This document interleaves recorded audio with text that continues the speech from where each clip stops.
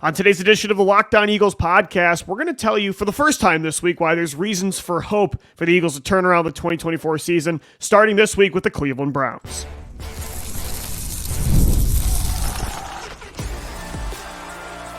You are Locked On Eagles, your daily Philadelphia Eagles podcast, part of the Locked On Podcast Network, your team every day.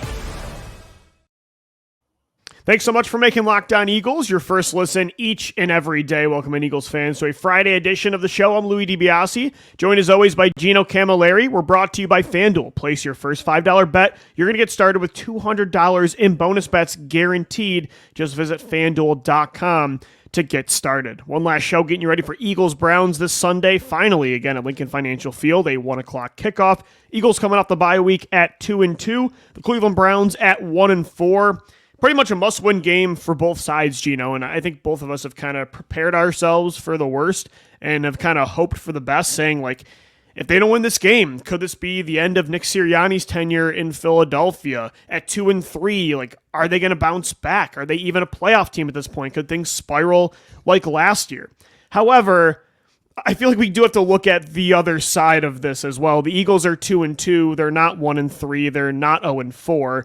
They have overcome adversity a few times already this year, and I don't think we're giving enough credit to what the return of A.J. Brown, DeVonta Smith, and Lane Johnson is going to do for this football team. You're adding three of the best players in the league against a bleeding Cleveland Browns team. It's not like you're going up against a team that's on fire. You're playing a team that's underperforming more than you are. So I think a lot of the times this week we've been preparing, not saying it's going to happen, but preparing for what could happen if they lose. But I do expect them to win this football game, and I do expect them to do it convincingly.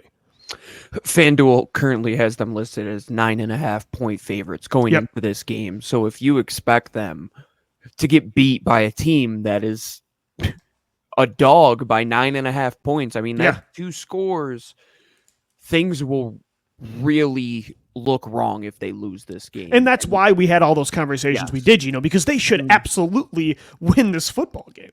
And I think a lot of what Vegas is seeing right now is exactly the talking points we were talking about, where A.J. Brown is coming back, DeVonta Smith is coming back, Lane Johnson is coming back, Cooper DeJean's first start, Sidney Brown could potentially be in the rotation against a Browns team, which, like you said, they are bruised, battered, losing their identity, truly who they are as a football team right now with the whole quarterback situation.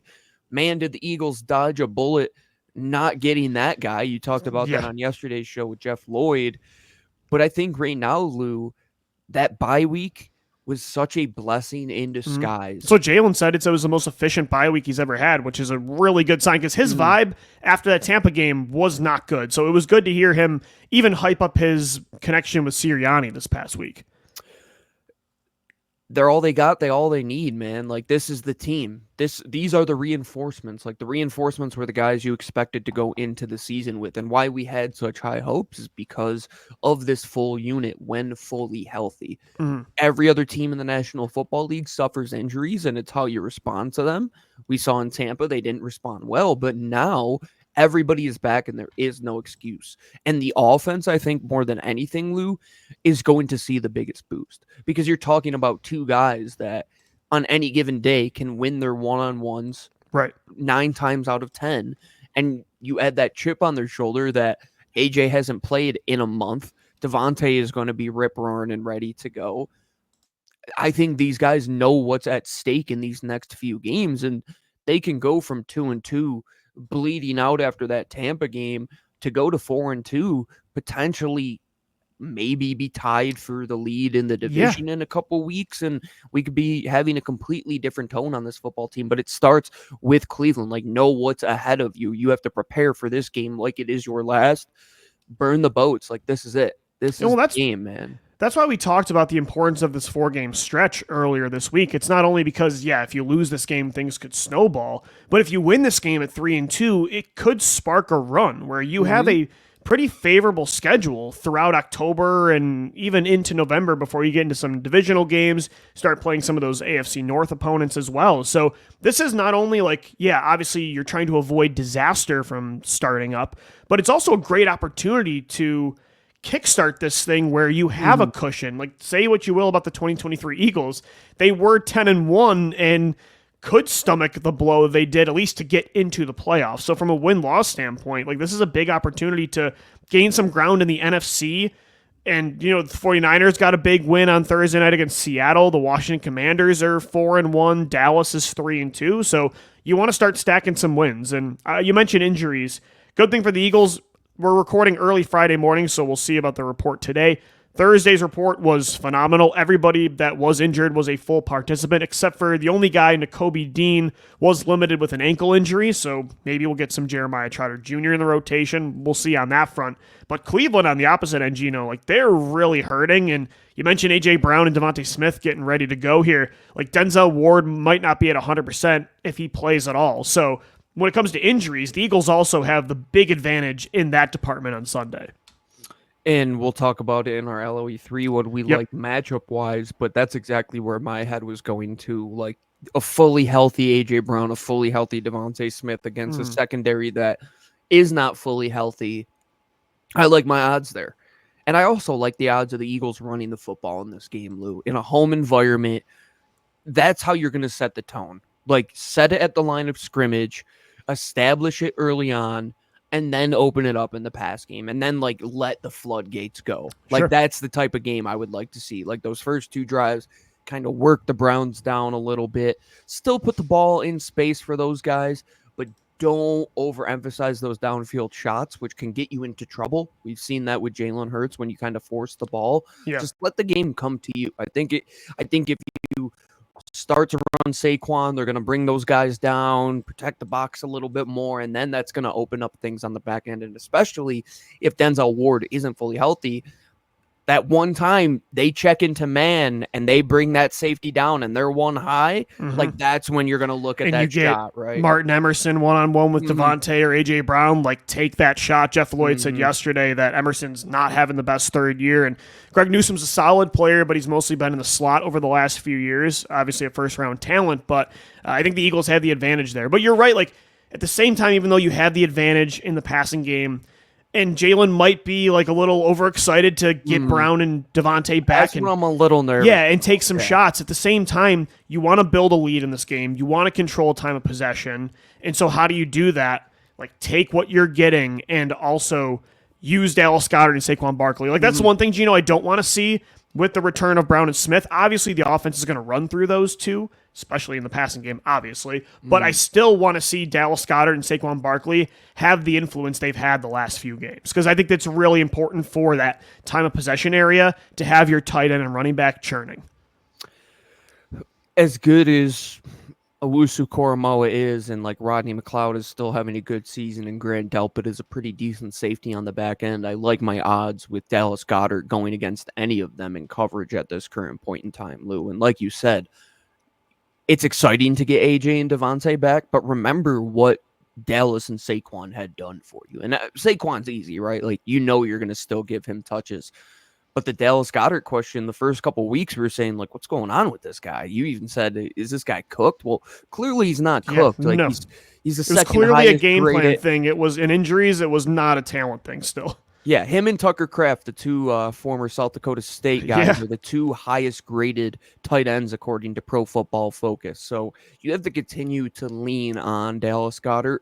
And I like having him when the other two guys are healthy, because you talk about space, that's where he's going to eat when he doesn't have the double teams and he doesn't have guys bracketing. As long as you make it a focal point to get him the football still, and don't let him fade away. Like, yes, if he's, if we don't get to our first and second read, like, he's another check down option. Like, no, still draw up plays to get Dallas Goedert the football. Like, make an emphasis tight end still. Screen, hit him on some mesh type of mesh routes. Too. Yes. Yeah, 100%, man. Just get him the ball in space, and then that's going to make Cleveland respect him, and then that opens up even more for those guys on the outside. So you just got to, I think this is the game where Jalen Hurts has used that analogy before, where he's the point guard. This is where you want to get an assist to all your guys, like multiple assists to your guys. Just distribute that ball well. Get the ball out quick, looking too. At your LeBron. Yes. Cleveland's got a good front four, Gino. Smart quick decision making is going to be what wins this game for the Eagles.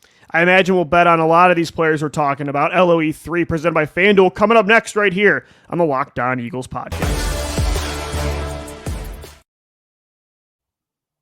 Locked On Eagles is sponsored by Robinhood. With Robinhood Gold, you don't need a silver spoon to eat up the financial favors of the 1%. Robinhood Gold allows others to get the rates and perks usually reserved for the high society. Now, the resourceful individual with Robinhood Gold can earn the very liberal rate of 4.5% APY on uninvested cash, receive unlimited 1% deposit bonuses, and be rewarded with a handsome 3% retirement boost on an IRA account. Robinhood Gold provides the privileges of a high net worth for any net worth. These generous benefits are now available for only $5 a month. The new gold standard is here with Robinhood Gold. Sign up at robinhood.com/gold. Terms apply for product-specific disclosures. Visit robinhood.com/gold. Investing involves risk. Rate may change. Gold membership is offered by Robinhood Gold, LLC.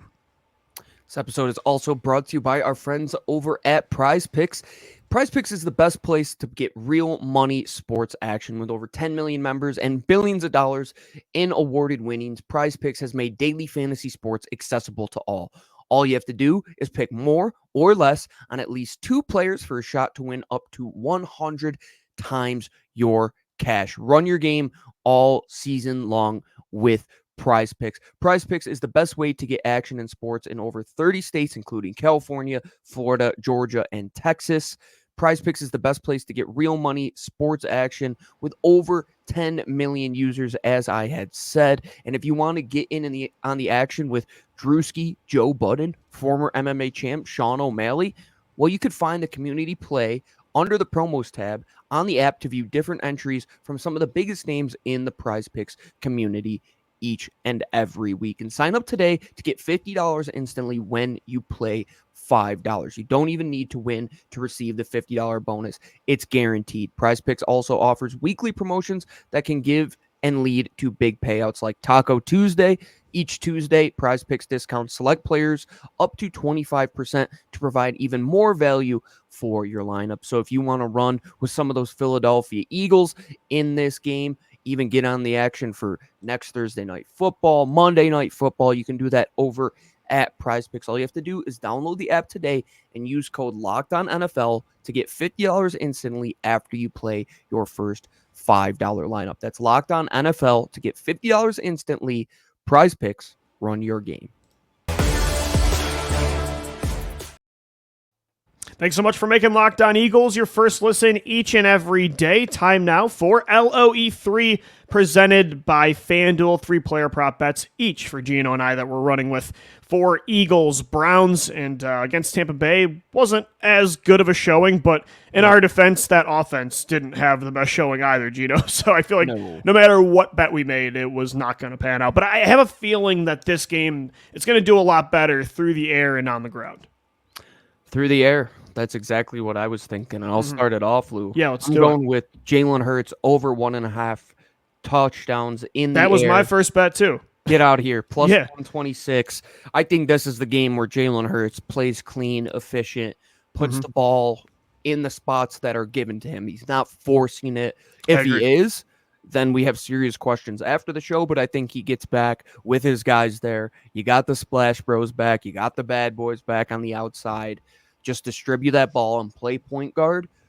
And I think they hit one big touchdown in this game. I was going to say, I think, Gino, I think there's going to be a red zone passing touchdown. He is going to be, I think, more surgical in this game, but I do think there's opportunities for explosive plays, and there's got to be at least one or two deep shots to Smith and Brown that they hit on. Yeah, an A.J. Brown, backside post, one-on-one, yeah. And you just hit him in the field with room to run, and he takes that thing to the house. And I would like to see, a nice surgical Dallas Goedert, mesh sit type of thing in the red zone where he just sits in that area and takes up space, and you find him there. And Jalen doesn't force the football, but could be a 3-touchdown in the air type of day for Jalen if he plays efficiently. I think you got to see one of those. Jalen Hurts over 1.5 passing touchdowns is at plus 126 right now at FanDuel. That's Gino and I's first bet here. The second one, I'm going to continue with the air raid attack here. Dallas Goedert, I'm going to go with a parlay of over. Right now, his over-under for receptions is at 3.5. I'm going to hit the over on that. The receiving yard total is 37.5 with the return of DeVonta Smith and A.J. Brown. A little bit lower. I'm going to take both, though, Gino, the combination of over 3.5 receptions and over 37.5 receiving yards. That's at minus 103 right now. So not a super bold bet, I would say, but the combination of both, like I'm not saying Goddard's going to have 7 catches he's not going to have the Saints performance with Brown and Smith back, but I do think they're going to make sure to not let him phase out as much as they did last year and, the first 2 weeks of the season. Moving forward, I would like to see him be like a 4 to 6 type of catch guy for 55 to 75. Yeah, he should not be having only 2 or 3 receptions a game. But he's not going to have the 10 for 170. We know that's of course not not going to happen, No. of course. But the average of Dallas Goedert is kind of, I think, what we had been expecting him to be coming into this season. And I think 37.5 is still low. 3.5 is still low. I agree. If Jalen is smart, he's going to find Dallas in those check down areas, as we had talked about, if he goes through his progressions and things aren't there. But at the same time, I think you're going to see multiple tight end screens like that. They're going to try and target him. You're going to see some mesh sit that we talked about, maybe a couple mesh rail to get a Saquon Barkley, nice little wheel route involved in there. But Dallas Goedert, if they get away from him and they start targeting Paris Campbell and they start targeting Jahan Dotson, it's going to be like, what players not plays there, Kellen Moore? Like, we're getting out of what we know best. By the way, speaking of Kellen Moore, I really hope we kind of get back to what we saw week 1 when we had a fully healthy offense for Philly, where you're seeing more pre-snap motion and more creativity. Sirianni, Moore, they both alluded to it's been based on matchup the last few weeks as to why they haven't done it. I don't know if I buy that, so I hope they get back to it with a fully healthy roster, including Dallas Goedert. What's your second bet here? I'm going with DeVonta Smith, and I'm going 5.5 receptions, and I'm going over at +1. We're on the same wavelength. That was my third bet as well. That was number 3. Okay, yeah, so we kind of spoiled lose there. Well, Gino, when he's been healthy, it's 7+ receptions every game. Single time. Like it set your watch to it. He's going to be targeted at least 10 times. And he's going to be in the slot again probably a lot of the time. And when he moves outside, he's probably going to have Martin Emerson because you're probably going to see Denzel Ward get that matchup. He's going to have the A.J. mismatch. Brown. Yep. And even against Greg Newsome, I kind of like that matchup. Greg he's a bigger body type of guy that you talk about that quick area, short area quickness. I like DeVonta Smith to kind of snap those routes off, some timing type of stuff, back shoulder with Jalen. And if he averages like 10 to 11 yards of reception, I kind of think that's where he would be because he's going to be sitting there for those first downs. And I'm sure they're going to set themselves up with some 4th or down situations in this game. You're going to have on DeVonta Smith, but he's a volume guy, man. Like, he's the guy that you trust because he's so sure-handed. He can catch the ball anywhere. He could catch it on the sideline like a ballerina to toe tap. He can get it in space and make guys miss. He can win 50-50 battles. I'm so excited to see the Slim Reaper back, man. Yeah, I totally agree. And he, right now, his longest reception odds for FanDuel is at 21.5. I'll take the over on that, too, I Gino. kind of like that. Yeah, if he gets on Newsome, if Ward plays and he's on A.J. Brown all game, not that A.J.'s not going to be involved, but I kind of like an explosive play for DeVonta, too. It's going to be volume, but again, he's someone that can get the football down the field, too. He's not just a possession receiver. No, not at all. He plays his role within Philly. Yeah, I was saying, this year, Kellen Moore's offense, Gino, he's been kind of that player, which is great for the over on reception. So that's why I wrote with that as well. What's your third bet? I'm kind of shocked that this line is +165, but an A.J. Brown anytime touchdown.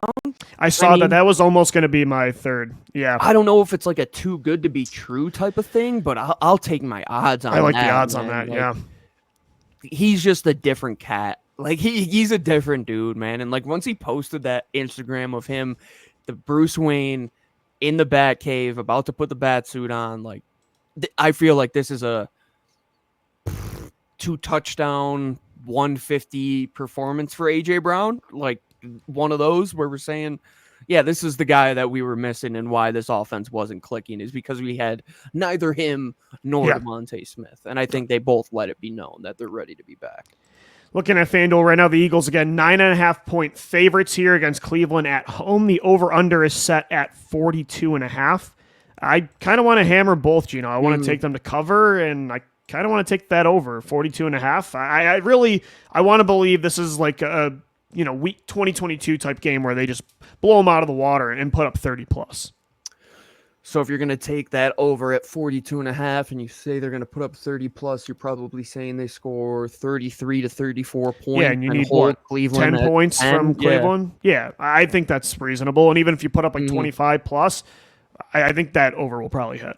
And that's been our expectation all year. Like, that's not a crazy thing to say. Like, we know that the offense has to score 30 plus points to remain competitive. Well, and they have this personnel too, Gino. Normally, they are not kept under 25. No, just going through the motions, right? Like we talked about in that Green Bay game. Like, what if they were even more efficient than we thought they were? Right, and they put up 30 in that game. Exactly. So I think that should be the expectation, Lou. And I really believe that the defense is going to be in some spots to potentially put your offense in better field position, maybe via a turnover. They need to be, and I think, Gino, coming up next, we got to get into the defense, forcing more turnovers. We've talked a lot about the offense stopping turning the ball over, but the defense has got to make some plays, so we'll get into it. Coming up next right here on Locked On Eagles. Locked On Eagles is sponsored by America's #1 sportsbook. It's FanDuel. As you just saw, Gino and I, we're riding with the Eagle player props through FanDuel. You can bet on the Eagles. If you're a Browns fan listening or whoever across the NFL, all you got to do is bet $5. You're going to get $200 back in bonus bets, guaranteed win or lose. Again, when you place just a $5 bet. So hammer that over on DeVonta Smith receptions. Take Jalen Hurts to throw for more than one passing touchdown in this football game. On top of that, when you get a hunch in the middle of the game through FanDuel, you can also check out the latest stats, view live play-by-play, and so much more on the exact same page where you place your bets. Just visit FanDuel.com, America's #1 sportsbook. All right, wrapping up this Friday edition of Locked On Eagles. One final show before Eagles-Browns this Sunday at 1 o'clock at Lincoln Financial Field. And, Gino, again, the Eagles need to play a mistake-free football game. Do not shoot yourself in the foot. In the first quarter, score some points. Jalen Hurts cannot throw interceptions in his own end zone, in the red zone, in do-or-die situations. But at the same time, this defense, and I don't know if it's fair to expect them to suddenly just shut teams down all year from a yardage perspective. I would hope that there's more games like the Saints one in the future. But they need to be, especially if they're going to give up yardage in a Fangio defense, they need to be more opportunistic and flip the field sometimes for this offense. This offense is so talented, and as you said, going through the motions, they can score 30 plus. I mean, just look at week 1 against Green Bay. But what made 2022 so special was, at the same time that the offense was being historically great, the defense was setting them up with the ball at the opposing 30 all the time with strip sacks and interceptions and forced fumbles. They need to get back to that. And I will say at least one player is close. Quinyon Mitchell reasonably could have 3 interceptions this year, including 2 pick sixes. They just got to capitalize more. And outside of Reed Blankenship, nobody's really doing that yet. The Quinyon Mitchell one has to come at some point, right? Damn. I mean, Gino, he's got 7 forced incompletions this year. He's good. And he has a knack for the ball. And Slay was being asked in the locker room why he thinks that Quinyon has not gotten an interception yet. And he said, quote, he doesn't think he's seen the ball yet. And I think that's an easy thing to I think Jamar Chase said something about that too when he first came into the league. He had some drops in the preseason for Cincy, and he said the same, it's hard to see the ball when you don't have that white stripe at first. And one of those things that kind of takes time is getting up to the NFL level with speed. Being I think the one where he kind of swat, was that the Green Bay game where he New Orleans where he swatted? I don't think he down? thought he was going to get there. No, I think it was oh, this ball got here way quicker than I expected. I didn't expect it to be here, and it shouldn't be right in the breadbasket, and I didn't put my hands up. It's going to happen at some point, though.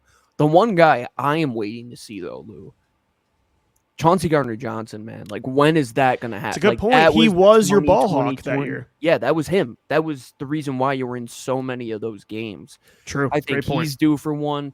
I'm excited to see Sidney Brown come back, man. Like, that could potentially be an instrumental type of player when it comes to turnovers with his range on the back end and his ability to come downfield and tackle. But, like, let's make some plays at the quarterback. Like, I know strip sacks, maybe. Like, that's another reason. Like, I miss him because of that reason, man. Like, you knew when he got to the top of his rush and he was able to bend corner flat, and that when he got his hand up there, he's making a play on the football. They need to have somebody get to Deshaun Watson in this game and force a turnover. Yeah, that's the thing, Gino. The lack of turnovers is not just on the secondary. Of course, you make a great point. CGJ was the field flipper for you 2 years ago. And Quinyon's got to, he's definitely got to, finish these plays. But the defensive line not getting home is not obviously helping with no strip sacks, and they haven't been a good tackling football team either. So like forced fumbles, it's non-existent. Like I remember back to that Tampa game last year, the first one where Jalen Carter just punches the football out of Rashad White's hands. Like they need more of that too from the defensive line. So overall, they just got to be more opportunistic, especially if you're gonna give up yards. If you're gonna be this bend don't break style of unit, then you got to flip the field a little bit. That's the thing, Lou. Like, you've seen some teams, I mean, outside of that New Orleans performance, put up astronomical numbers, and a lot of that does come between the 20s, right? Yeah. But that formula is not working. Like, it doesn't work. It only worked one time. Like, something has to give. And when you have chances to make plays on the football, that's where you have to come up with a pick. And Cooper DeJean, like, first game, first interception, how are we feeling with those vibes? That would be... Should I hammer that back? Step in the right direction. That would be knowing that this player has a bigger knack for the ball than a guy like Avonte. That was another part of the Avonte thing. It's like, when's the last time he's had an interception? I couldn't even tell you, to be honest. Yeah. Like, you got to have guys on the back end flip the field for you. That's seriously what it is. And it's hard now, like, if you're going to be bend, don't break, to not give up points. Like, that's why, Gino, too, there's so many close games with this football team, because if you don't turn the ball over and you give up yards, like, the other team's always going to come away with at least a field goal, and it keeps them in games. And especially with the NFL now, like, the ball can start at the 30-yard line for touchbacks, and how money kickers are in the league right now. I've never seen them so automatic. Like, it's very hard to not give up points when you're not forcing turnovers. Or I should say, it's not easy to win by multiple scores when you're not forcing turnovers because of all these things set up for the offense. And their red zone offense has been really, really good, right? But like you said, like, you're guaranteed. It's almost like the offense is bowling with the bumpers up. It's like they're guaranteed to get something. Like, all you have to go is like 30-plus yards to get into field goal range realistically. Like, get it to the opposing 40. Like, that's a great point, Lou. You're talking about the ball starting at the 30, 20 yards to the 50, and then an additional 10. Like, that's 30 and again, yards. These kickers, dude. Like, Gino, unless it's 60 yards right now, I'm saying the kicker's going to hit this, and I have no confidence they're going to miss. I mean, if it's Brandon Aubrey for the Cowboys, you're saying like 70 yards. Like, we can't even kick this ball into the end zone. Jason Kelsey was talking on his podcast. He wants kickers out of the league right now because they're so automatic. That's an epidemic where it's like, how are college kickers so bad? And then these guys in the pros are just like, always thought the exact same thing. Like, where are these people coming from? Yeah, it's like golfers, but it's like the NFL guys are like pros, and then the college guys are like you and me trying to go golf. Like, I know, I don't understand. That variance is it's the strangest thing.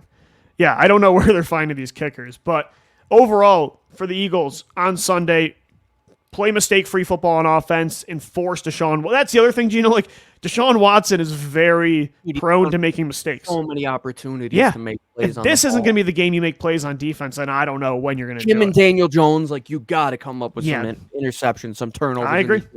There are no excuses. At least with Baker, it's like he's a guy that plays within his offense, right? Same with Derek Carr, and I think Kirk Cousins to a degree.